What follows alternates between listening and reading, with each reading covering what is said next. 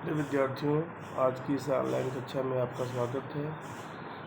कल आपने रीढ़ की हड्डी पाठ की प्रश्न संख्या 1 से प्रश्न संख्या 7 तक के प्रश्नों के उत्तर लिखे, सुने, समझे, एकांकी को समझने की कोशिश की।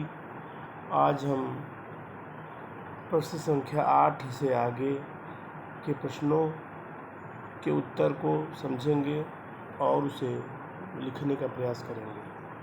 तो चलिए चलते हैं प्रश्न संख्या 8 पर।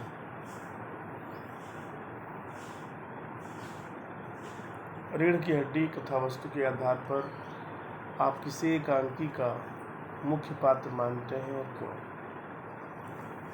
तो निस्संदेह इस एकांकी की मुख्य पात्र जो है उमा है। वास्तव में इस एकांकी में रामस्वरूप, गोपाल प्रसाद, शंकर तथा उनका नौकर, महिला पात्रों में उमा और प्रेमा है।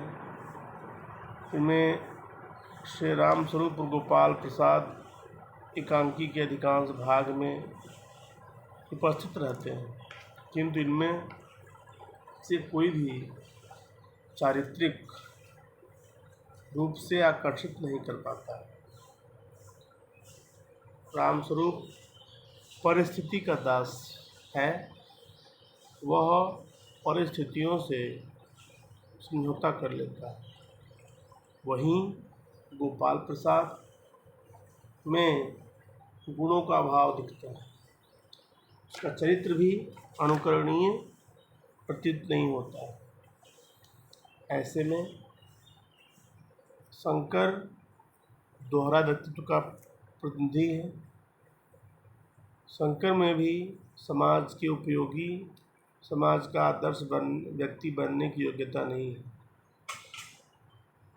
इन सभी पात्रों में उमा बीए पास सुशिक्षित लड़की है, जो चरित्रवान है, साहसी है, अपनी बात को दृढ़तापूर्वक कहने वाली है।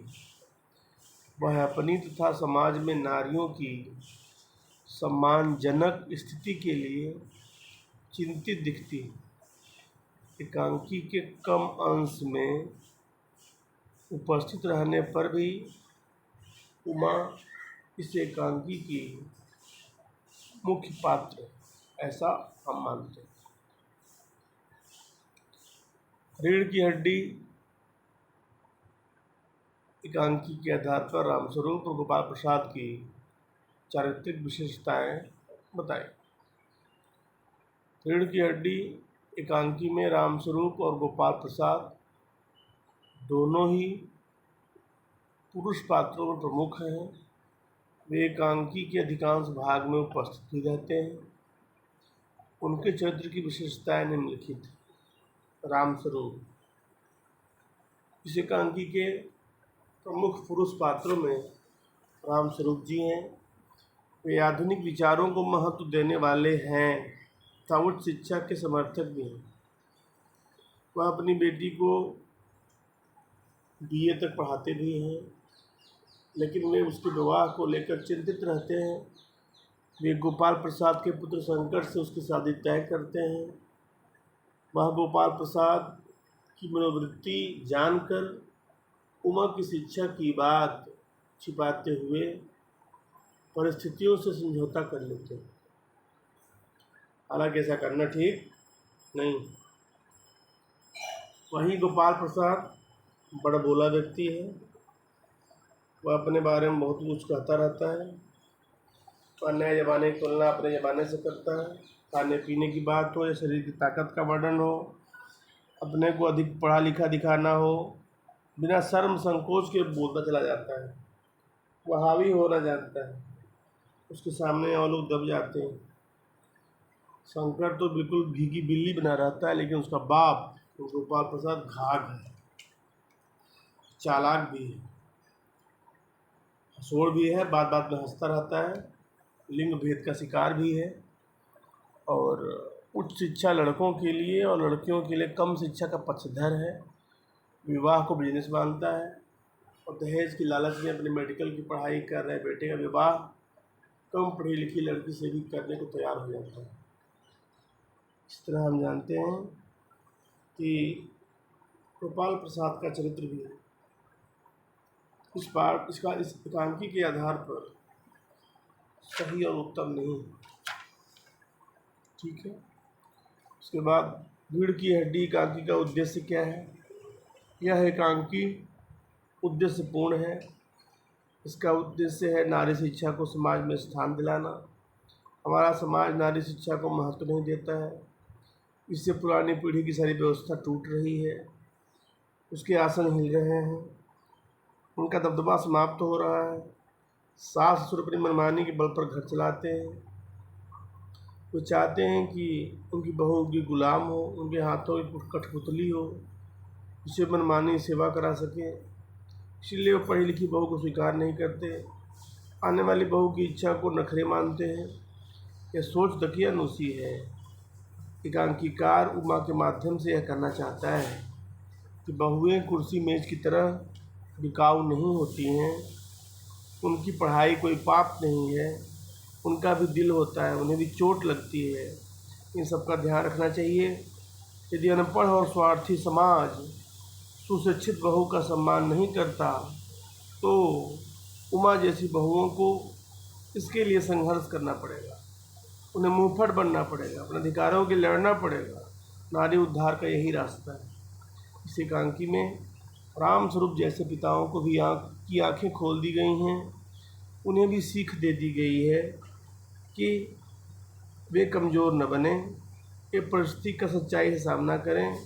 छल कपट की शेष दुनिया के कपट जाल में स्वयं को न ढालें।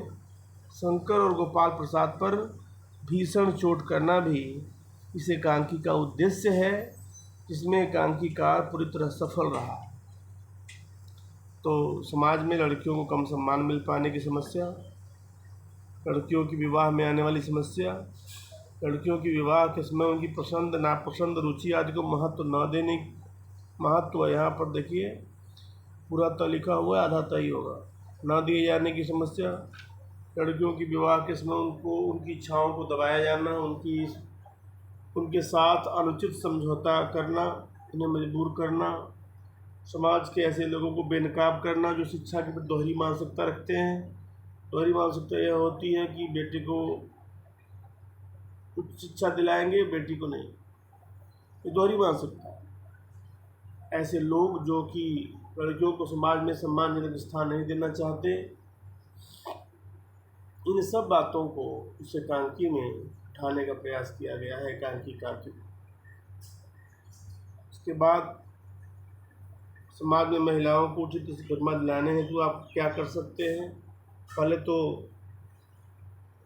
लोगों को महिलाओं को पढ़ाने लिखाने के लिए कह सकते हैं, पढ़ी लिखी बहू को स्वीकार करके उसे सम्मान दे सकते हैं। ऐसी कन्याओं को नौकरी दिलाकर पुरुषों के समान महत्व दे सकते हैं। कम पढ़ी लिखी बहू चाहने वाले को समझा बुझाकर रास्ते पर ला सकते हैं। इसके अलावा हमें महिलाओं को हीन दृष्टि से नहीं देखना चाहिए, महिलाओं को उचित सम्मान देना चाहिए। ऐसा करने के लिए दूसरों को भी प्रोत्साहित करते रहना चाहिए। स्त्री शिक्षा में हमें योगदान भी देना चाहिए। उनके मान सम्मान को ध्यान में रखकर अश्लील हरकतें न करें। ऐसा करने वालों को दंड की भी व्यवस्था की जानी चाहिए। ऐसे लोगों को हतोत्साहित करें।